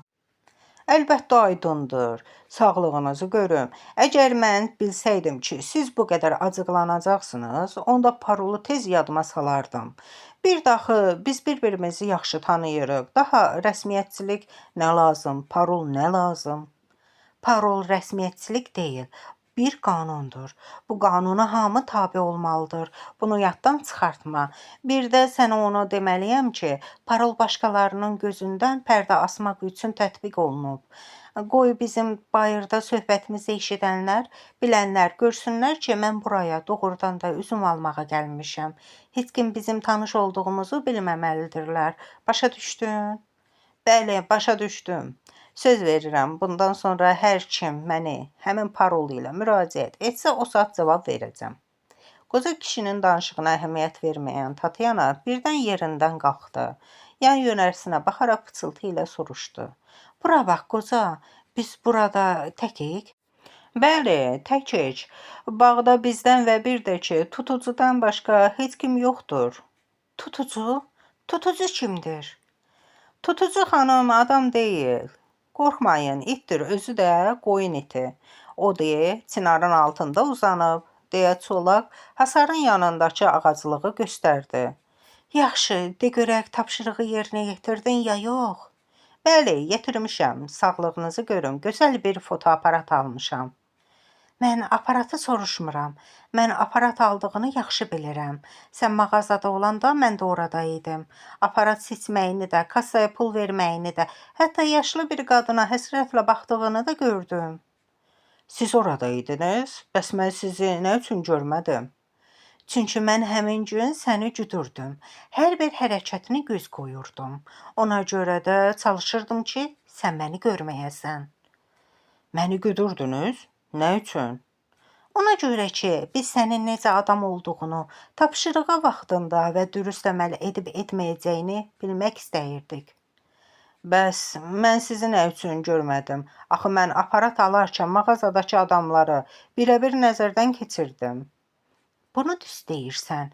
Sən adamları doğrudan da nəzərdən keçirdin. Hətta bir neçə dəfə mənə də ötəri nəzər saldın. Ancaq tanımadın. Təəccüblüdür. Bilmirəm bu necə olmuşdur ki, mən sizin kimi gözəl bir qadını görməmişəm. Bu mənim məharətimdən asılıdır. Deməli, mən qiyafəmi yaxşı dəyişməyə müvəffəq olmuşam. Siz qiyafənizi dəyişmişdiniz? Bəli, mən qoca bir qadın simasında mağazaya gəlmişdim. Ağ saçlı, qozbel bir qadın. Əlinizdə də bir asa var idi, eləmi? Bəli, elədir. Mən sizə 3-4 dəfə baxdım, üzünüz mənə tanış gəldi. Öz-özümə dedim, görəsən mən bu qoca arvadı harada görmüşəm? Necə oldu? Qarını harada gördüyünüzü tapa bildinizmi? Xeyr, tapa bilmədim, ancaq indi məsələ mənə aydındır. Amma bircə şey mənə yenə də qaranlıq qaldı. Hansı? Sizin məni güdməyiniz. Məgər mən bunun səbəbini sənə izah etmədim? İzah etdiniz, ancaq hamısını demədiniz. Məsələn, siz nə üçün gərək mənim gözümə görükməyəydiniz? Ona görə ki, əgər mən həmin gün sənin gözünə görünsəydim, onda məni yaxşıca cəzalandırardılar. Cəzalandırardılar? Kim? Nə üçün? Axı mənim sizə nə kimi bir ziyanım dəyə bilər? Ay qoca çolaq, deyəsən ya sən doğrudan da dünyadan bir xəbər adamsan, ya da ki, həddindən ziyadə sadəlövsən. İş orasındadır ki, həmin gün rəisimiz səni güdməyi mənə tapşırmışdı. Deməli, mən səni izləməli və eyni vaxtda gözünə görünməməli idim. Bu bir tapşırıq idi. Tapşırıq isə bizim həyatımızda qanun deməkdir. Qanuna əməl etməyənlərə bizim aramızda bir cəza vardır. O cəzanın adı ölümdür. Ölüm. O gün mənə tapşırıq verilmişdi, sən fotoaparatı almalıydın. Əgər sən aparatı almasaydın, tapşırığı yerinə yetirməmiş olacaqdın, deməli sən də cəzalanacaqdın. Özü də səni tapşırığı yerinə yetirmədiyin üçün öldürmək tapşırığı da mənə tapşırılmışdı, deyə Tatyana sözlərinin təsirli olduğu üçün sumkasında kiçik bir qadın tapancası çıxartdı. Onu qoca kişinin gözləri qarşısında oynatdı. Sonra çolağın qorxduğunu görüb səsinin ifadəsini dəyişərək sakit səslə əlavə etdi. Odur ki, tapşırığın yerinə yetirilməsində ehtiyatlı ol. Tapancanı görən qoca kişinin rəngi ağardı, boğazı qurudu, dili dolaşa-dolaşa dedi. Rica edirəm, bu zəhirmarın ağzını o tərəfə tutun. Adamı tərlədir, canına üşütmə gətirir. Tatyana qoca kişinin doğrudan da bərk qorxduğunu görüb tapancanı gizlətdi və gülə-gülə dedi. Qorxma, mən səni öldürmək fikrində deyiləm. Mən əsl məsələni səni başa salmaq üçün tapancanı sənə göstərdim. Hansı məsələni? Bizim işimizi. Bax, mən yetim bir qızam, heç kiməm. Hətta yaxın dostum belə yoxdur. Mən səninlə açıq danışıram. Bütün bunları sənə deməyə ixtiyarım yoxdur. Rəisimiz bunu bilsə, məni dərhal cəhənnəmə vasil edər. Sənin yerinə başqa birisi olsaydı, mən heç bir vaxt bu məsələ haqqında danışmazdım. Ancaq mən sənin xətrini çox istəyirəm. Doğrudur, mən yaxşı bilirəm ki, sən düz adam deyilsən, çünki düz adam bizə qoşulmaz. Amma buna baxmayaraq sənə hörmətim var, sənə yazığım gəlir. Axı, sən də təksən, mənim kimi sənin də heç kimin yoxdur. Həm də sən mənim atama çox oxşayırsan. Deyə Tatyana sumkasından dəsmalını çıxardıb, yaşarmış gözlərini sildi. Bəli, oxşayırsan. Allah eləməmiş, sabah başına bir iş gəlsə, dalınca ağlayan, göz yaşı tökən olmayacaq. Çox sağ ol, qızım. Mən sizdən çox razıyam. Ancaq sizin nəzərinizə çatdırmaq istəyirəm ki, mən pis adam deyiləm. Mənim bircə nöqsanım varsa, o da qorxaqlığımdır. Mənim qorxaqlığımdan istifadə edib bu işə məcbur etmişlər. Mən ona görə də bu işə razılıq verdim ki, lazım deyil, mən onu bilmirəm, bilmək də istəmirəm. Bu məni qətiyyən maraqlandırmır, ancaq yenə də təkrar edirəm.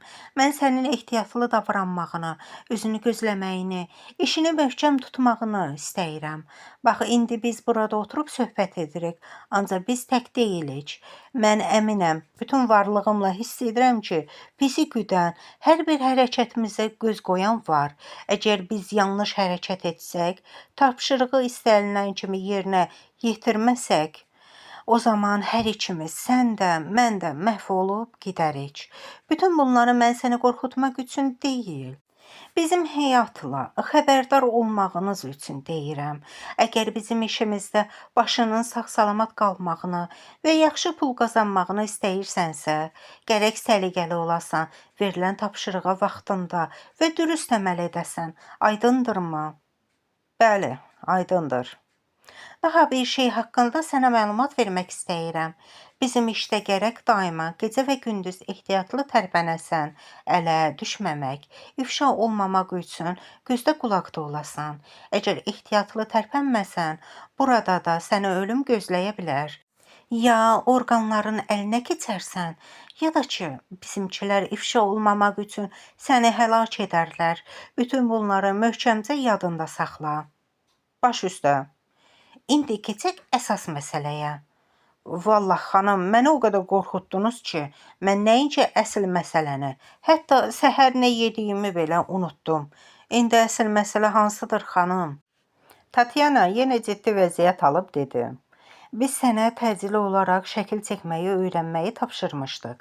Özü də sənə 15 gün vaxt vermişdik. Sən 18 gündür ki, bu əmri almısan. İndi rəisin əmri ilə mən gəlmişəm səndən haqq hesab tələb etməyə. De görüm, şəkil çəkməyi öyrənmisənmi? Sağlığınızı görüm xanım qız, elə öyrənmişəm. Elə bil lapanadan gəlmə şəkil çəkən olmuşam. Allah sizdən razı olsun. Mənə yaxşı sənət öyrətdiniz. Bət gündə çörək pulunu çıxartmaq olar. Əgər mən gənclik yaşlarında şəkil çəkməyin bu cür asan bir iş olduğunu bilsəydim, o zaman çox çalışardım, yaxşı ustadı alardım. Ev eşik, ailə sahibi olardım. İndi mən qorxa-qorxa deyil, başqaları tək adam kimi dolanardım. Varlı həyat sürərdim. Nədənsə qoca kişinin bu sözləri Tatyananın xoşuna gəlmədi. O yenə də qaşqabağını sallayıb söhbəti dəyişdi və sərt səslə dedi. Uzunca adamsan ha. Peşman olursan sənə sual verəndə 1 saat danışırsan. Tez ol, çəkdiyin şəkilləri bura gətir. Əlinin qabiliyyətinə baxaq. Bu dəqiqə xanım qız, bax bu mənim kör gözlərim üstə.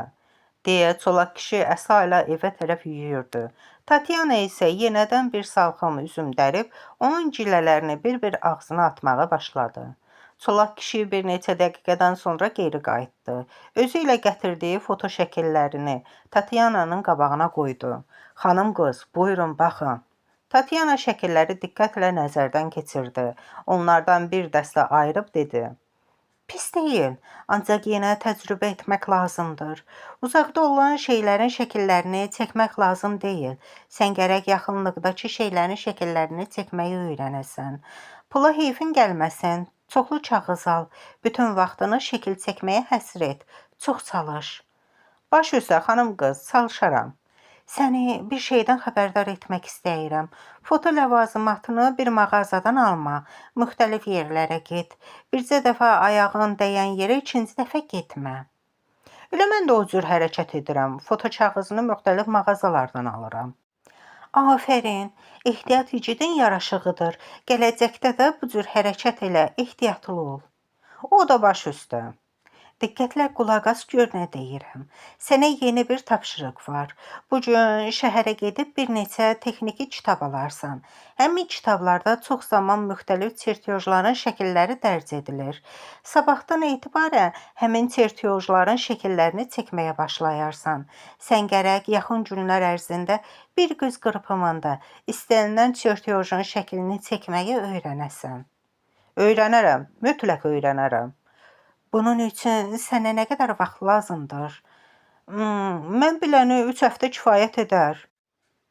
Yox, bu bizə əl verməz. Sən gərək ən çox 10-12 günə yaxınlıqdakı şeyləri, kitablardakı çertyojların şəkillərini məharətlə çəkməyi öyrənəsən. Oldu, öyrənərəm. Sənə köməkçi lazımdırmı? Qonşuluğumuzda bir tələbə yaşayır. Yaxşı şəkil çəkməyi bacarır. Əgər icazə versəydiniz, onu köməyə çağıraram. Bəzi şeyləri mənə öyrədər. Qocanın bu sözləri Tatyananı acıqlandırdı. Ay kişi, deyəsən sənin başın xarab olub. Bayaqdan sənə bir quranlıq söz demişəm. Ehtiyatlı olmağı tapşırmışam. Sən isə başqasını köməyə çağırmağı təklif edirsən? Bir dəfəlik yadında saxla, başqaları ilə əlaqəyə girmək qəti qadağandır. Bu ifşa olmaqla nəticələnə bilər. Sənə hər nə kömək lazımdırsa, bizdən soruş. Bizdən, yəni kimdən? Şəxsən sənin özündən, ya rəisdən? Bax, elə şəxsən mənim özümdən. Yəni, demək istəyirsən ki, şəkil çəkməyi sən də bacarırsan? Əlbəttə ki, bacarıram. Burada çətin nə var ki? Onda lap yaxşı, xanım qız. Mən məmnuniyyətlə sənin şagirdin olaram. Ancaq burada bir məsələ var. Axı sən tez-tez buraya gələ bilmərsən. Mənə isə elə bir müəllim lazımdır ki, həqiqi usta olsun. Heç olmasa həftədə 1-2 dəfə mənə dərs versin. Bilmədiklərimi öyrədib başa salsın. Yaxşı, mən bu şərtə razıyam. Mən şəkil çəkməkdə pis usta sayılmıram. Həftədə bir-iki dəfə buraya gəlib sənə yaxşı şəkil çəkməyi öyrədərəm. İndi razı qaldınmı? Bəli, sağlığını görüm. Çox razı qaldım. Allah səni mənim üstümdən əskik eləməsin. Deməli, bu məsələ də burada bitdi, eləmi? Çox sağ olun. Al, bu pulları sənə sahib göndərib. Deyə Tatyana balıq alverçisinin poçt qutusuna saldığı pulun 3000 manatını Çolaq kişiyə uzatdı. Çolaq kişi pulu sayıb təəccüblə soruşdu. Bəs nə üçün bu qədər? Axı rəis demişdi ki, 5000 göndərəcəyəm. Narahat olma, bizim rəis vədinə xilaf çıxan deyil. Həmişə sözünün üstündə duran adamdır. Sənin 2000 manatın batmaz. Gələn səfər pulun qalanını gətirərəm. Bundan başqa sənə 4000 də verəcəklər. Ancaq gərək sən uzaqbaşı 10 günə kimi hazır olasan. Arxayın olun, hazır olaram. Daha bir tapşırıq var. Buyurun. 2 həftə bundan sonra istirahət günü, gündüz saat 2-də opera teatrının qabağında bizi gözləməlisən. Oradan hamımız səfərə gedəcəyik. Səfər uzun çəkəcək, paltar hazırlayın. Rəhmətliyin oğlu, yol paltarı nəyə lazımdır? Biz cəmi 2 saatlıq şəhərdə bir evə qonaq gedəcəyik. Sən mütləq teatrın qabağında olarsan. Fotoaparatını da hazır etməlisən. Baş üstə, gələrəm. Gecikmə ha, bizim rəisimiz səliqəsiz adamı sevmir. Arxayın ol, dəqiqəsinə söz var. Bununla da bizim söhbətimiz qurtardı. Aldığım pula bir qəbz yaz, çıxıb gedim. Xanım qız, mənə inanmırsınız? Dostlarası pak gərək. Bir də bu mənim şıltaqlığım deyil, rəisin əmridir. Mən qəbsiz geri qayıda bilmərəm.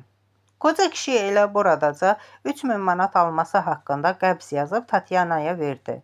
Tatyana ayağa qalxıb dedi. Yaxşı, dur parolda göstərilən kimi mənə 2 kilo üzüm ver. Mən də çıxım gedim. Xanım qız, parol öz yerində, dostluq isə öz yerində. Bəlkə 2 kilo deyil, bir səbət üzümü aparasan. Ağlı, qaralı, gözəl şanı üzümümüz var. Mən məmnuniyyətlə bağdan bir səbət üzüm aparardım. Ancaq olmaz. Mən burada özümlə yalnız 2 kilo üzüm çıxarmalıyam. Bundan artıq olmaz. Sağlıq olsun, sonra gəlib apararam. Bu şərtlə ki, üzümü özüm dərim. Xanım qız, sağlığını görüm, qurbandır. Sizə bağımın bütün meynələri. Haçan gəlsən, gözüm üstə yerin var. Sağ ol, mən səndən razıyam. 5 dəqiqə sonra Tatyana Çolaq bağbanın evini tərk etdi. Onun əlində kiçik bir səbət, səbətin içində isə 2 kilo üzüm vardı. Tatyana bağdan birbaşa evə gəldi. O, polkovnik Smirchenkonun axşam qonaq gələcəyini unutmamışdı. Tez əl-qolunu çırmalayaraq işə girişdi. Otaqları təmizlədi, xörək hazırladı. Hər işini qurtardıqdan sonra bəzənib düzəndi və axşam topçu polkovniki qonaq qəbul etdi. Bu qonaqlıqda 2 məqsəd vardı. Birincisi, polkovniklə daha yaxından tanış olub, ondan bəzi hərbi sirləri öyrənmək. İkincisi, ən əsası isə çalışıb ona ərə getmək idi. Həmin hadisədən 17 gün keçirdi. Avqustun 13-ü istirahət günü idi. Havalar yaman isti keçirdi. Qabaqcadan şərtləşdikləri kimi Tatyana Çolaq kişi ilə gündüz saat 2-də Dövlət Opera və Balet Teatrının yanında görüşdülər. Onlar teatrın qabağındakı ağacın kölgəsində durub, yaxın bir qohum kimi şirin söhbət edirdilər. Hər ikisi qonaqlığa gedən adamlar kimi səliqə ilə geyinmişdilər. Tatyana qoca bağbanın qolundan tutub deyirdi. Fikrin məndə olsun, dediklərimə qulaq as, möhkəm yadında saxla. Birazdan buradan bir taksi avtomobili keçəcək. Həmin avtomobilə minib yaxınlıqdakı 5 mərtəbəli evə gedəcəyik. Bizi 3-cü mərtəbədəki 29 nömrəli mənzil maraqlandırır. O mühəndis Əzimovun evidir. Mənzil 3 otaqdan və dəhlizdən ibarətdir. Mən dəhlizdə puskuda duracağam. Sən isə mühəndisin iş otağına getməli və seyfi açmalısan. Seyfin açarı məndədir. Evə çatanda sənə verərəm. Seyfin içində bir bağlama çertyoz olmalıdır. Sən həmin çertyozların və bir də ki, seyfdəki bütün yazıların şəkillərini çəkməlisən. Səhvə yol verməmək üçün hər bir çertyoz və yazının sürəti 2 dəfə çıxarılmalıdır. Milis orqanlarını yayındırmaq üçün evdən gözə dəyən qiymətli əşyalardan bir neçə çamadan yığıb özümüzlə götürərik. Qoy onlar elə düşünsünlər ki, evə adi oğrular gəlib. Başa düşdün? Bəli, hər şey gün kimi aydındır. Əgər gəlib eləyən olsa, mən bir dəfə öskürəcəyəm. Onda sən daha otaqda dayanma, tez bayıra çıx. Oldu. Al, bu evin açarıdır, deyə Tatyana sumkasından bir açar çıxarıb qoca kişiyə uzatdı. Açar bir cüt kişi əlcəyinə bükülü idi, sonra əlavə etdi. İz buraxmamaq üçün isə bütün işləri bu əlcəkdə görərsən. Daha nə qulluq? Daha heç nə. Evi tərk etdikdən sonra sən məni tanımamalısan, çıxıb getməlisən. Xanım qız, axı sən mənə demədin çertyojların şəkillərini nə etməliyəm? Onu bağa aparıb gizlət. Yaddan çıxarma ki, bir saatdan sonra Gümüştəpəyə gedən asfalt yolun kənarındakı yaşıl sahil aşxanasının yanında ol. Rıjı şoferi gözlə. O gəlib səni aparacaq. Xəcalətindən çıxacaq. Bu sözləri deyən Tatyana hərdən bir kölgəlikdən çıxaraq asfalt yola baxır, sonra yenə öz yerinə qayıdırdı. Az sonra onların yanında adi bir taksi avtomobili keçdi. Tatyana əl edib maşını saxladı. Şoferə müraciət etdi. Bacıoğlu, bizi biraz gəzdir. Baş üstə, buyurun, əyləşin. Qoca kişi əvvəlcə qadını avtomobilə əyləşdirdi. Sonra özü şoferin yanında oturdu. Buradan keçənlərin eşidə bilməsi üçün ucadan dedi. Bizə kolxoz bazarına apar. Hansına? Yuxarı bazara. Avtomobil yola düşən kimi şofer səsinin ifadəsini dəyişib, əmredici tərzdə dedi. 3 dəqiqədən sonra çatırıq. Bu dəqiqədən əməliyyat başlayır. Bu Rıjı Volodya idi. O çolaq kişi ilə Tatyananın mühəndisin evinə uğurluğa aparırdı.